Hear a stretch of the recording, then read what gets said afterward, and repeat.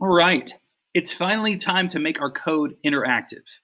Um, Up to this point, whenever we press run, we already know exactly what's going to happen. We have everything, we've told the computer exactly what to do. What we're going to do now is allow the user of a program to give its own input in a program to the program without actually changing the program itself. So in Java, the class that handles this is something called the scanner class. Now, if you want to use the scanner class, you have to import it. It's not there by default. So you can put this statement right here, import java.util.scanner, or you can do import java.util.star. If you do java.util.star, it imports all of the classes contained in the java.util package. I like to do this one because we use a lot of things from that package, and they don't tend to interfere with each other, which is one of the reasons that you don't want to import too much.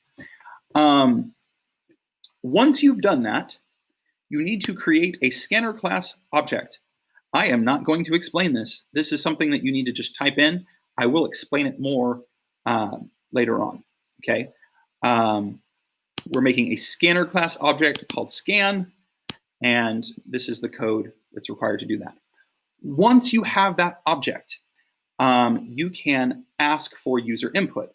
You can ask for really more than 3 types of input, but we're mostly going to be using scan.nextLine, which is asking for a string, scan.nextInt, which asks for an int, and scan.nextDouble, which asks for a double. Now, this is just a nitpicky thing, but if you use nextInt or nextDouble, you need to be careful before you use nextLine again. You need to call scan next line without asking for any input just to get to that next line. The reason is this one reads the whole line. This one just reads and stops. It doesn't go to a new line. So that scan.nextLine goes to the next line and is ready for that input. Okay. Also, if you ask for an int or a double and they don't give you one, okay, if I say next int and it says, and they type in number, it'll say, hey, you were supposed to give me an int, but you gave me a string instead. Okay, so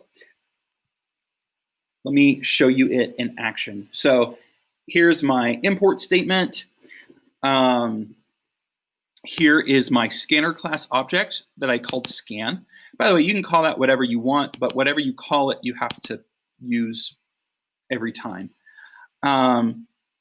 So I do a print statement telling them what I want them to input, and then I call scan.nextLine. Now, when you call it, you probably want to save that value somewhere. I'm saving it as a string, and then the next time I'm saving it as another string called last name. I'm saving my double as wage, okay? Let's see what happens when I run. So it's printed and now it's waiting, okay? Employee first name, Carter. Employee last name, McClung. So it's saved Carter as first name and McClung as last name. Hourly wage, $150 per hour, because why not? Age, I'm definitely 29. That's not true. Position, master of the universe.